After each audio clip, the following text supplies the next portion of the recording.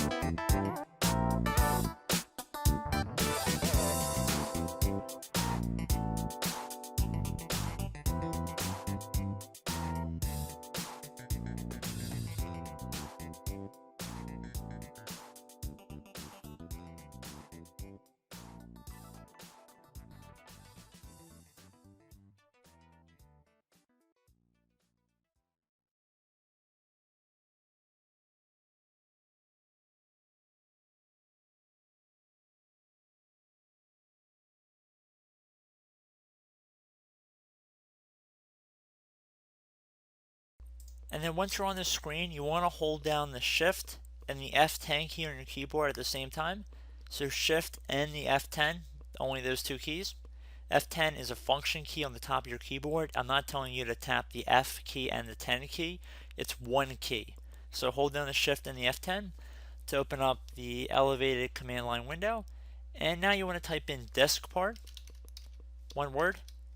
And then once you're typing that in, and keep in mind disk is spelled with a K. So disk part, once you're done doing that, you want to hit enter. If you did it correctly, it should say Microsoft disk part version and then whatever, doesn't really matter too much. And then once you're done with that, you want to type in list volume. Two words, list volume, so LIST space volume. And then once you're done doing that, you want to hit enter. So now you want to select your main partition on your system where you're going to be having your Windows partition on. So you can see the largest one here is going to be 24 gigabytes. And keep in mind there might be some numbers here that look bigger. And you can see that there's a couple that are about 2800 megabytes and one that's about 549 megabytes.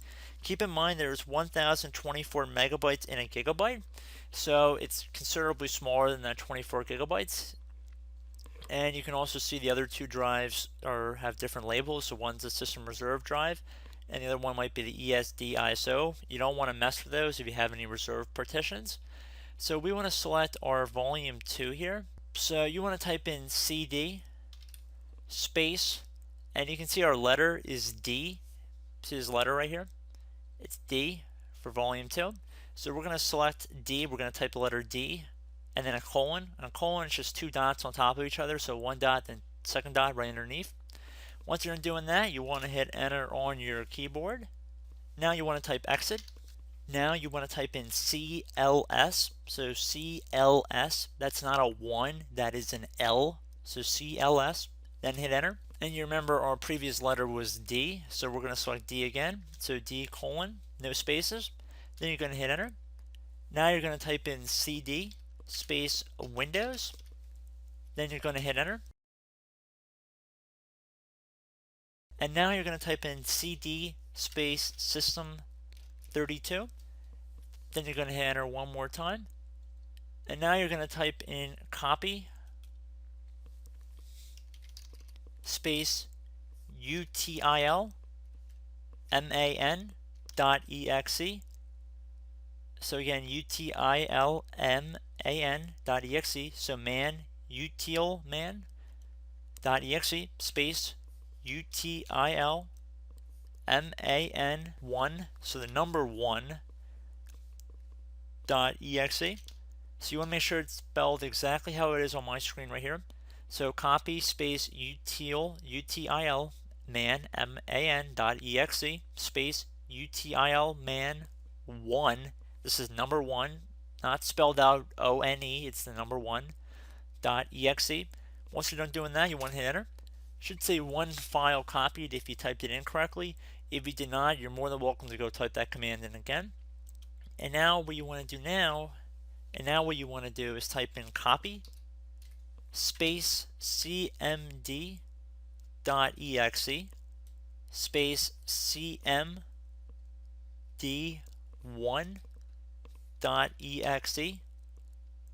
So again, exactly how it appears on my screen here, and this time we have a space in between copy, cmd.exe, and cmd1.exe. And then it should say one file copied. So now you want to type in del space util man.exe. So again, utilman.exe. You want to have that del in front and a space in between those two. And then once you're done doing that, you want to hit enter on your keyboard. And basically this will delete the old utilman.exe. And now that you've done that, you want to type in rename space cmd.exe space util man.exe. So again, rename space cmd.exe, another space util man.exe, exactly how it appears on my screen. Then you want to hit enter.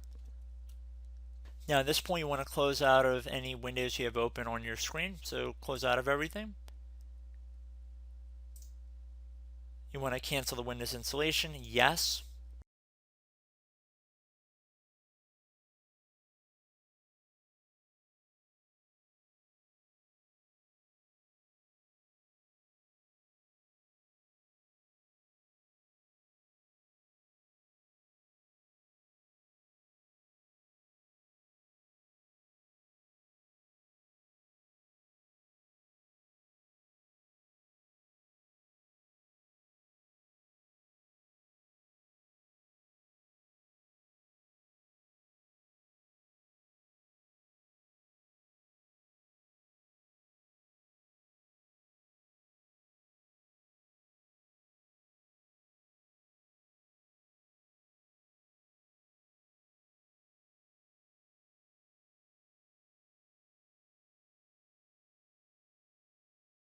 Now if you have a lock screen, you want to scroll up the screen just like you normally would, and then when you're on a screen that appears like this, you want to go down to the ease of access icon down here where it looks like a little clock. It should be the middle icon.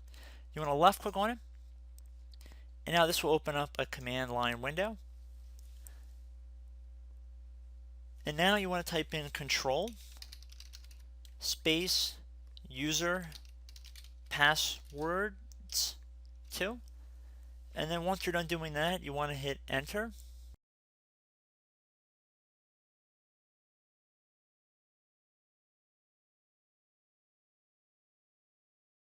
Now you want to left click on the username listed here, and then underneath password you want to left click on reset password, and there you go guys, simple as that. Enter in your new password and then confirm the new password, then click on OK, click on OK again, and then you can close out of this command line window, type in your new password, and there we go guys, the computer should log us into Windows.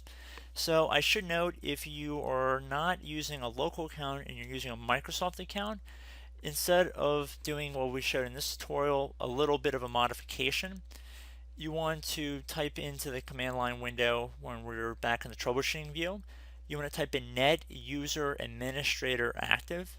So again, net user administrator active, and then this will create an administrator account that is visible to you, and I recommend signing into that account, and then you can go in and delete the other email account if you're unable to get in.